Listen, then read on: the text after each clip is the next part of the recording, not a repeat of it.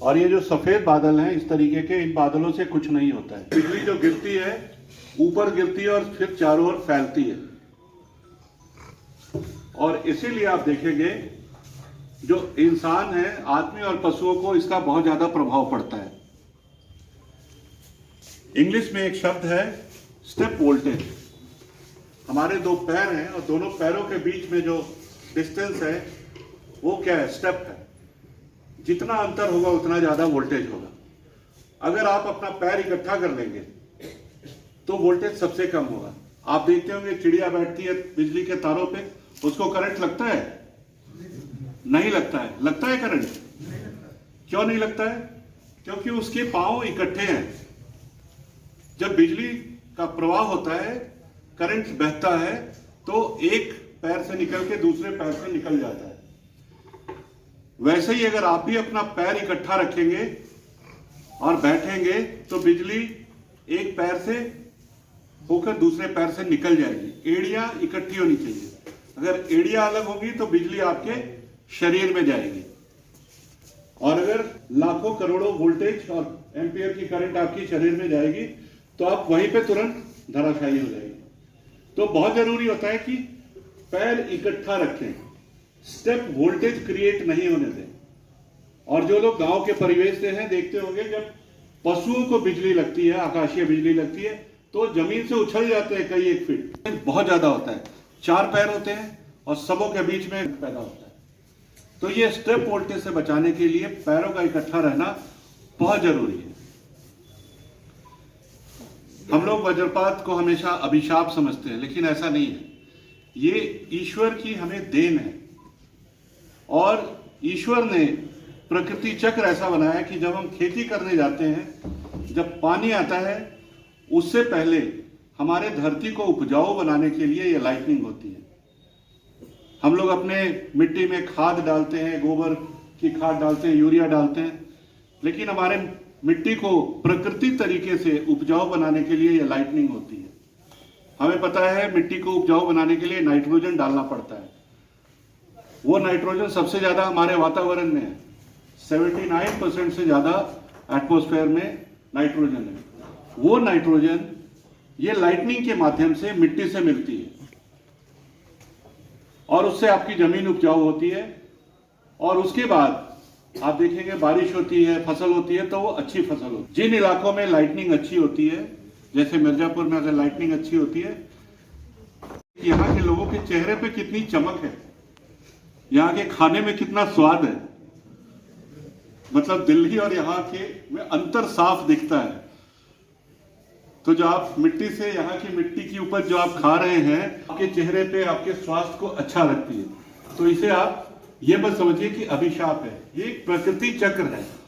और चूंकि यहाँ स्टोन माइनिंग बहुत ज्यादा होती है और ये जो उससे पोल्यूशन होता है, वो आपकी लाइटनिंग की घटनाओं को बढ़ने में मदद करते हैं। तो थोड़ा पोल्यूशन पे अगर ध्यान दिया जाए तो अच्छा है। ओजोन लेयर है, उनका अच्छा फॉर्मेशन होता है। अल्ट्रा वायलेट रेज जो ज्यादा आ जाती है, जैसे दिल्ली जैसी जगहों पे, वो आपके यहाँ कम आती है लाइटनिंग की वजह से, तो आपके स्वास्थ्य पे उसका दुष्प्रभाव नहीं पड़ता है। तो कई सारी चीजें। इसके अलावा यहाँ जंगलों में मशरूम्स होते हैं लाइटनिंग की वजह से, जो दवाई के लिए, आपके लिए कैल्शियम का बहुत अच्छा काम करते हैं। तो ये सारी अच्छी चीजें भी लाइटनिंग से है, ये बुरी चीजें ही नहीं है। जहां तक लाइटनिंग की घटनाएं बढ़ रही, लेकिन ये जलवायु परिवर्तन का हिस्सा है। इसको बचाने के लिए सबसे ज्यादा जरूरी है कि आप एनवायरनमेंट का कंजर्वेशन करें। और उसमें सबसे बड़ा जो सहयोग आता है वो है वाटर बॉडीज। आप तालाब, छोटे छोटे वाटर बॉडीज अगर इनको बढ़ाएं तो सबसे ज्यादा वो जो गर्मी है उसे सोख देती है।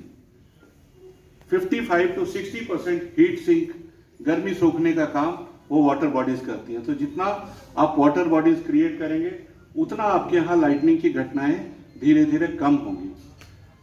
लंबे पेड़ लगाना, जैसे ताड़ के पेड़, जहां आप घर में रहते हैं, खेतों में रहते हैं, चारों ओर आप लंबे लंबे पेड़ लगाएंगे तो बिजली गिरेगी तो क्या होगा? उन पेड़ों पे गिरेगी और जो बिजली की ऊर्जा है उन्हीं पेड़ों के अंदर खपत हो जाएगी। तो वो चारों ओर फैलेगी, जैसे खेतों में फैल जाती है। अगर लाइन से आप पेड़ लगा के रखेंगे तो उन पेड़ों के अंदर वो एब्जॉर्ब हो जाएगी और वो जान बचाती है। ये मैं अपने अनुभव से आपको बता रहा हूँ। और सबसे ज़्यादा ज़रूरत होती है गाँव में, खास करके जो गाँव से लोग आए हैं, वो मैंने देखा मिर्ज़ापुर में सदर में ही मौत हुई है, लेकिन सबसे ज़्यादा 75% मौत ग्रामीण इलाके में हो रही है। तो गांव में बहुत ज़रूरी है कि आप कौन से खतरनाक इलाके हैं, कौन से सुरक्षित इलाके हैं, उनकी पहचान की जाए। ये पंचायत लेवल पे हम लोग बाद में इस कार्यक्रम को लेंगे और मैं आपको एक चित्र दिखाना चाहता हूँ। अगर आप इस चित्र को देखें, तालाब खतरनाक इलाके हैं। इनफैक्ट लालगंज की मैंने 6 मौतों का एनालिसिस किया है और वो 6 मौत सारे तालाब के किनारे हैं। उन साइट को मैं विजिट करूंगा, देखूंगा वहाँ क्या कारण है, क्योंकि अभी तक तो हमने वो वैज्ञानिक दूर से डेस्कटॉप एनालिसिस किया है। जब तक ज़मीन पे उसको वेरीफाई नहीं करें उसके ऊपर मैं कुछ ज़्यादा नहीं बोलना चाहूँगा, लेकिन आज और कल वो पूरा कर लूँगा तो पूरे मिर्ज़ापुर का कौन से खतरनाक इलाके हैं, कौन से अच्छे इलाके हैं, वो मैं आपको साफ साफ बता पाऊँगा। खास करके जो लोग बाहर काम करते हैं, खेती का काम करते हैं, मछली मारते हैं, जो लेबर का काम करते हैं, उनके लिए बहुत ज़रूरी है पता होना कि कौन से सुरक्षित इलाके हैं। हर इंडिविजुअल का एक एक्शन प्लान होना चाहिए। तो हमने एक पोस्टर बनाया है, इसके अंदर खुले में नहीं खड़े हो और अगर खुले में फंस गए हो, कुछ नज़र नहीं आ रहा, तो बैठ जाएं और दोनों एड़ी चिपका लें और कान पे हाथ रख लें। कान पे हाथ इसलिए रख लें क्योंकि जो उससे थंडर की आवाज़ होती है उससे बहरा होने का खतरा होता है, तो वो आप बचेंगे।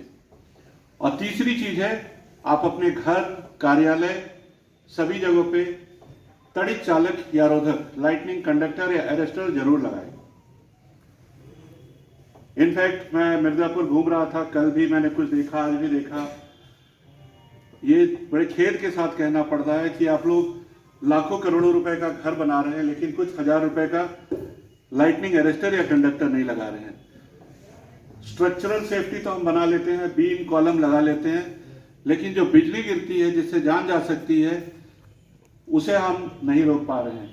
अभी लखनऊ में, कानपुर में कुछ बच्चे घर की छत पे खेल रहे थे और उनके ऊपर बिजली गिरी और वो चले गए। तो ये बड़ा वो फ्लैश ऑफ सेकंड है, और चूंकि ये बढ़ रहा है तो ज़रूरी है कि आप लोग मिलके, अगर छोटा इलाका है जहाँ 40-50 घर एक साथ हो, तो आप एक बढ़िया लाइटिंग अरेस्टर लगा लें। 2 लाख रुपए लगेगा।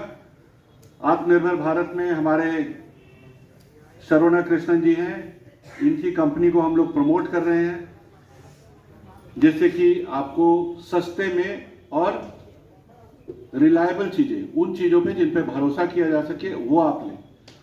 ये भी मैं बताना चाहूँगा कि अब तक लाइटनिंग से संबंधित जो भी वस्तुएं हैं, जो भी उपकरण हैं, वो सारे इंपोर्ट किए जा रहे थे। अभी हम लोगों ने दिल्ली में एक सेंटर ऑफ एक्सीलेंस बनाया है। बात को लेकर एक कार्यशाला हो रहा है, क्या कार्यशाला है, क्या उद्देश्य इस कार्यक्रम का? देखिए, मिर्ज़ापुर, सोनभद्र, ये इलाके ऐसे हैं जहाँ पे वज्रपात से हर साल 20 से 25 लोगों की मौत हो रही है।